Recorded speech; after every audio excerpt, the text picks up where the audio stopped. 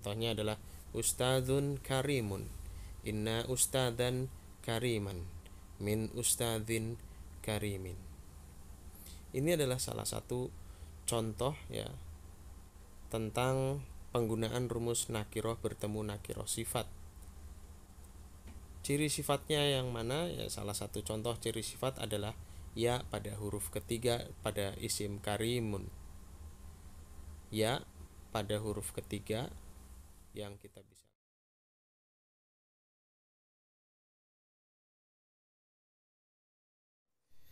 Assalamualaikum warahmatullahi wabarakatuh. Bismillahirrahmanirrahim. Alhamdulillah kita bertemu lagi di sini dan melanjutkan pelajaran kita dari kitab 300 menit belajar membaca kitab Gundul. Sekarang kita akan fokuskan belajar membaca. Pada kesempatan yang lalu atau pada pelajaran yang lalu kita telah mempelajari rumus gabungan isim, yang mana rumus gabungan isim itu terdiri dari 5 sampai 6 rumus. Di antaranya adalah makrifat bertemu nakiroh. Isim makrifat dibaca sesuai amil, sedangkan isim nakiroh pasti dan harus dibaca rofa. Isim makrifat belum jelas statusnya, maka apabila tidak didahului amil, baik itu amil nasab ataupun amil jer, maka isim makrifat dibaca rofa. Apabila didahului amil jer, maka dibaca jer. Apabila didahului amil nasab, maka dibaca nasab. Seperti ini polanya dalam satu tabel yang sangat mudah sekali dan simpel sekali untuk dipahami. Isim makrifat dengan amil atau tanpa amil harus dibaca sesuai amilnya. Allahu dibaca Allahu karena tidak ada amil. Innallaha dibaca innallaha karena ada amil nasab inna. Sedangkan minallahi karena ada amil jer min. Sedangkan untuk kolom nakiro, tadi kolom makrifat ya, semua isim yang berada di kolom makrifat harus dibaca sesuai amil. Ini keterangannya, sesuai amil. Sedangkan semua isim yang berada di kolom nakiroh harus dibaca rofa. Contohnya adalah Allahu ghafurun, innallaha ghafurun, minallahi ni'matun. Ini skema atau pola yang sangat mudah sekali ya. Rumus-rumus di sini semuanya sangat mudah. Jadi tidak ada alasan bagi kita untuk tidak bisa mempelajari atau membaca bahasa Arab Gundul. Rumus kedua adalah nakiroh bertemu makrifat. Kemarin kita sudah membahasnya, sekarang kita bahas reviewnya saja.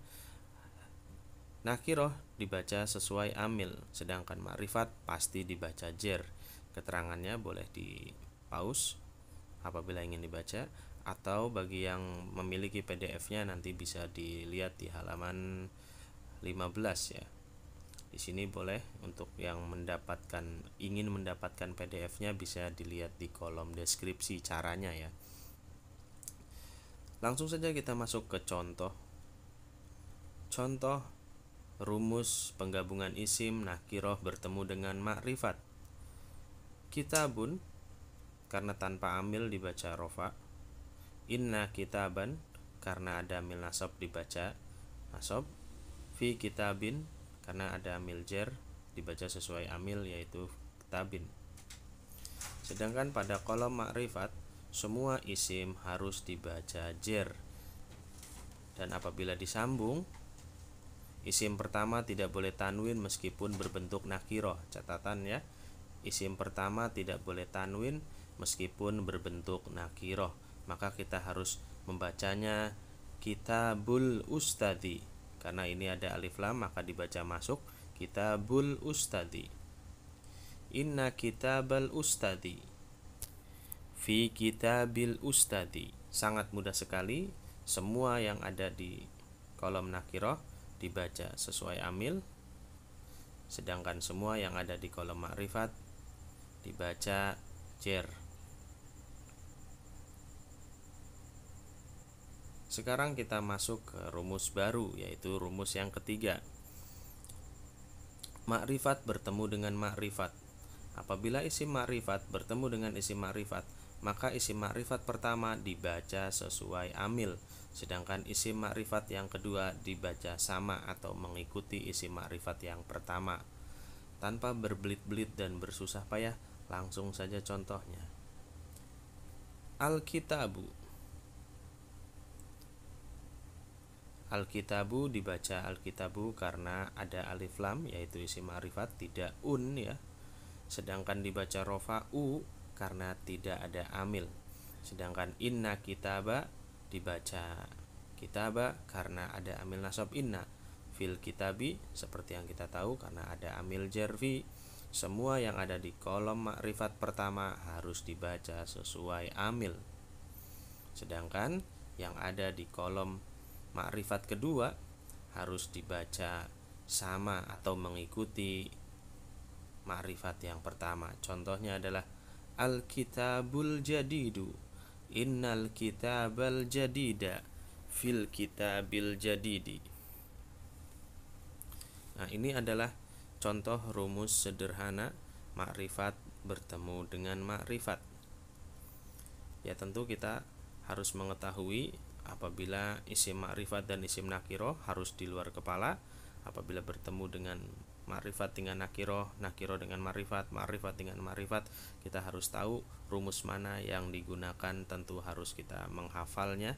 Makrifat dibaca makrifat, makrifat yang kedua dibaca sama, makrifat yang pertama dibaca sesuai amil. Seperti ini skemanya, mudah sekali, cuma ada 2 kolom ya. Begitu pula sebaliknya nanti kalau apabila makrifat ketemu nakiroh tinggal kita balik saja, atau nakiroh ketemu makrifat kita balik saja. Rumusnya. Rumus keempat. Nakiroh bertemu nakiroh. Tidak usah terlalu bingung tentang rumus nakiroh bertemu nakiroh. Ini sama seperti rumus nomor 2, nakiroh bertemu makrifat, yang pasti dibaca jer ya. Kalau nakiroh bertemu makrifat, makrifatnya dibaca jer. Kalau nakiroh bertemu nakiroh, nakiroh yang kedua dibaca jer. Sama seperti rumus yang kedua. Contohnya adalah ini, pada tabel di hadapan kita bisa melihat amil dan tanpa amil. Seperti biasa, apabila rumus nakiroh bertemu nakiroh atau nakiroh bertemu makrifat, maka nakiroh yang pertama tidak boleh tanwin. Contohnya adalah kitabu tilmidhin, kitabu tilmidhin, inna kitabat tilmidhin, inna kitabat tilmidhin, fi kitabi tilmidhin. Kenapa tilmidhin dibaca jer? Karena memang rumusnya seperti itu. Sedangkan kenapa nakiroh yang pertama juga dibaca tidak boleh tanwin? Karena sudah menjadi ketentuan dan satu hal yang baku. Sedangkan nakiroh yang pertama adalah harus dibaca sesuai amil. Ini contohnya, sangat mudah sekali, tidak ada kesulitan dalam memahami tabel yang simpel ini. Contoh yang berikutnya sekalian kita bahas. Kita bahas singkat saja, yaitu rumus nomor 5, nakiroh bertemu nakiroh sifat. Nakiroh bertemu nakiroh sifat itu adalah rumus yang sama seperti rumus nomor 3, makrifat bertemu makrifat. Sebenarnya makrifat bertemu makrifat ini juga adalah rumus yang sama seperti nakiroh bertemu nakiroh sifat.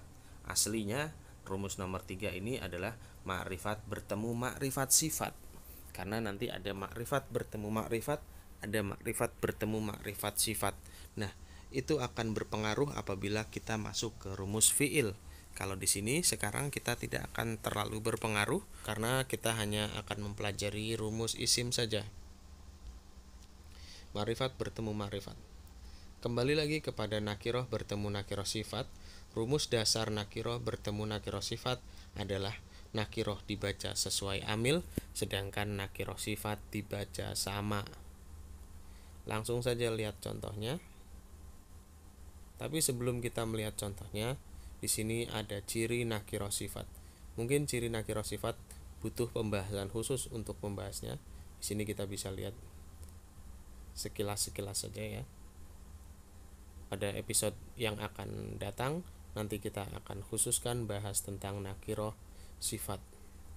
Nah, contoh pertama nakiroh sifat adalah kolom nakiroh semua dibaca un. Karena akan bertemu nakiroh sifat harus dibaca un. Berbeda dengan rumus nomor 2 dan nomor 4. Ya, tadi nakiroh bertemu nakiroh itu tidak boleh dibaca tanwin. Nah, berbeda kasus di sini kita harus baca tanwin. Contohnya adalah ustadzun karimun. Inna ustadzan kariman. Min ustadzin karimin. Ini adalah salah satu contoh ya tentang penggunaan rumus nakiroh bertemu nakiroh sifat. Ciri sifatnya yang mana? Ya, salah satu contoh ciri sifat adalah ya pada huruf ketiga pada isim karimun. Ya pada huruf ketiga yang kita bisa lihat ada pada isim karimun.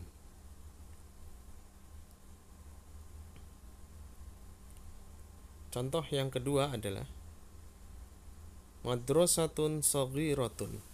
Madrasatun dibaca madrasatun karena rofa tanwin karena dia nakiroh. Inna madrasatan karena ada amil nasab inna, ini amil nasabnya yang warna merah. Sedangkan fi madrasatin dibaca tin karena ada amil jar fi. Apabila bertemu dengan nakiroh sifat, maka harus kita terapkan rumus nakiroh bertemu nakiroh sifat, dibaca sama. Langsung saja prakteknya. Madrasatun shaghiratun. Inna madrasatan shaghiratan. Fi madrasatin shaghiratin. Pada kolom nakiroh yang pertama, semua isim dibaca sesuai amil. Sedangkan pada nakiroh sifat, semua isim dibaca sama mengikuti isim yang pertama. Kita contoh sekali lagi. Madrasatun shaghiratun. Inna madrasatan shaghiratan. Fi madrasatin shaghiratin. Catatan ma'rifat nakiroh sifat. Kita menggunakan kode mim, nun, dan nun sifat. Alhamdulillah, ini adalah pelajaran yang sangat mudah sekali. Mudah-mudahan kita selalu diberikan kemudahan, kesehatan untuk selalu belajar dan untuk menggapai ke level-level yang berikutnya. Terima kasih. Alhamdulillah, sampai jumpa di pelajaran berikutnya. Wassalamualaikum warahmatullahi wabarakatuh.